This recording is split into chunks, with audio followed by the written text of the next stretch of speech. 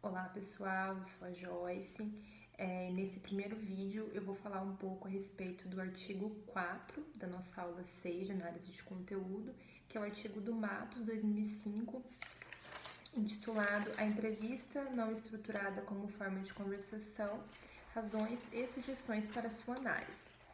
Bom, como o próprio título deixa evidente, esse é um artigo em que o Matos vai procurar falar a respeito da entrevista não estruturada, né, do que é esse tipo de entrevista, quais características desse tipo de entrevista, e a partir disso tentar propor um método para sua análise que é diferente da análise de conteúdo e que ele vai chamar de análise pragmática. O argumento central do artigo é que a entrevista não estruturada, ela consiste num tipo diferente de entrevista e que por esse motivo também ela merece uma atenção especial na sua análise, né? Além disso, trata-se de um tipo de estratégia que ele coloca como tendo um aumento nas pesquisas em ciências sociais aplicadas por diferentes motivos e que, dado esse aumento, emergiu ali em algum momento a forma de análise mais tradicional, né, uma das mais usuais, não a mais, mas uma das mais usuais, que é a análise de conteúdo. Então, para propor essa entrevista, essa análise pragmática, né, que é uma forma diferente de analisar as entrevistas não estruturadas, ele vai beber um pouco lá da fonte da Bardin, colocando o método, né, a técnica de análise de conteúdo, explicando um pouco brevemente sobre o que ela é e falando de possíveis problemáticas que podem ter nesse tipo de análise e que podem não considerar muitas questões importantes na entrevista não estruturada e que fazem parte da montagem do significado desse tipo de entrevista, né? Então, o que o autor vai colocar a respeito da análise de conteúdo, né? A análise de conteúdo, ele acaba colocando que é uma análise que promove uma leitura subjetiva do significado a partir do momento em que ela tritura, né, tudo que envolveu a entrevista, apenas em frases, em palavras, em frequências e desconsidera outras questões. Além disso, ele vai colocar problemáticas quanto à operacionalização da análise de conteúdo. Uma dessas problemáticas seria lá relacionada ao uso de softwares, né, que ele vai colocar como a hiperespecialização da análise, então pode acabar incorrendo no risco de afastar o pesquisador dos dados, independente do tipo de software utilizado. É importante que sempre se tenha em mente que a análise na pesquisa, ela é tarefa do pesquisador, né, e não de nenhum software terceirizado. E esse é um dos pontos que ele coloca como problemáticos. O segundo, né, é a respeito de, muitas vezes, o esquema processual da análise de conteúdo, ele não serve para justificar o insight do pesquisador. Ele pode levar a esse insight, mas ele não serve como uma justificativa para o que o pesquisador entendeu, né, porque ele interpretou, né, dentro do seu estudo. Frente a isso, ele coloca a entrevista não estruturada como uma forma especial realmente de conversação, né? Um diálogo assimétrico em que o pesquisador, de certa forma, ele tem um controle sobre o pesquisado, né? Sobre o que ele quer saber, e as posturas diferentes desses entrevistados, né? Diante da entrevista. Então, quando a gente vai convidar alguém para fazer a entrevista, tem indivíduos que ficam felizes, que estão se sentindo importantes por darem percepção sobre algo. Tem indivíduos que se sentem acanhados, às vezes não querem fazer, mas fazem por algum outro motivo. Tem indivíduos que têm alguns temas que são problemáticos e que podem acarretar certas emoções nesses indivíduos. Além disso, ele coloca a entrevista como, né, tendo lá os momentos de pausa, hesitação, alegria, euforia, tristeza, e que são questões que quando a gente tritura apenas dentro da transcrição, né, então a gente pensa lá que no momento da entrevista, dependendo do tema, o indivíduo chorou por algum motivo e o pesquisador ele transcreve isso, a transcrição ela é fria, ela não consegue trazer emoção. E na pesquisa qualitativa, quando se pretende produzir um significado interpretativo adequado, ele coloca a importância de considerar isso, né? Então, a análise pragmática seria justamente isso, considerar além da transcrição, considerar as emoções que vão estar envolvendo aquele ambiente, tudo que está envolto dentro dessa relação pesquisador-pesquisado no momento da entrevista.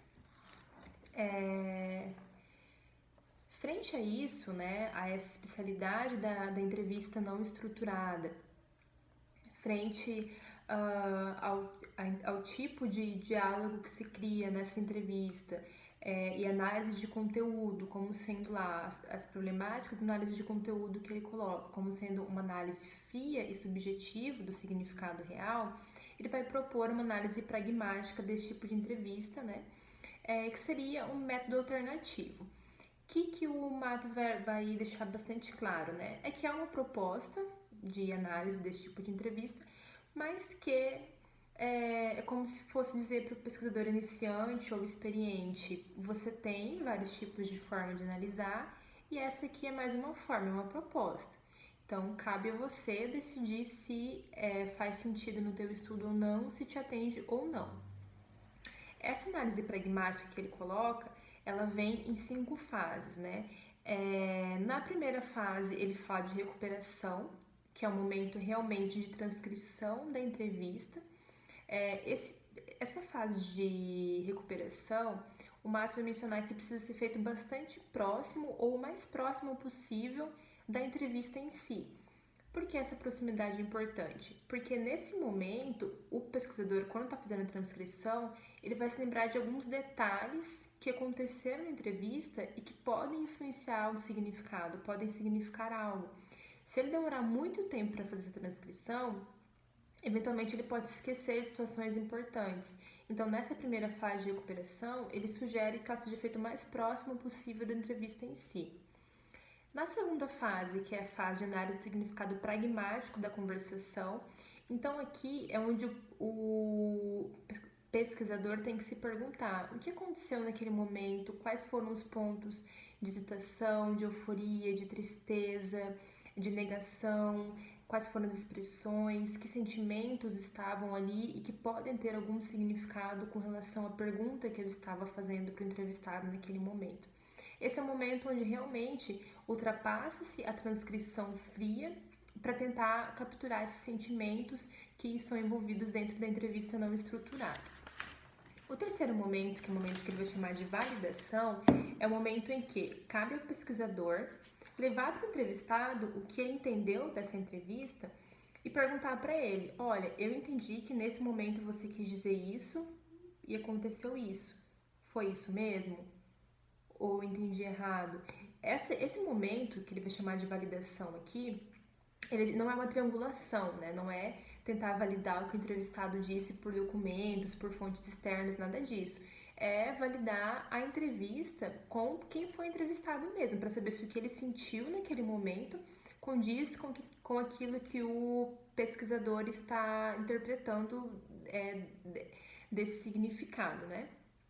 No quarto momento, ele fala de montagem e consolidação dos fatos, que é realmente elaborar uma matriz onde as percepções parecidas são juntadas, percepções diferentes são juntadas, as atitudes parecidas são unidas, as atitudes diversas são unidas, fazer toda essa aproximação desse compilado para ver o que aconteceu nos diferentes entrevistados e que pode ser igual ou distinto, qual o significado que pode ter por trás disso.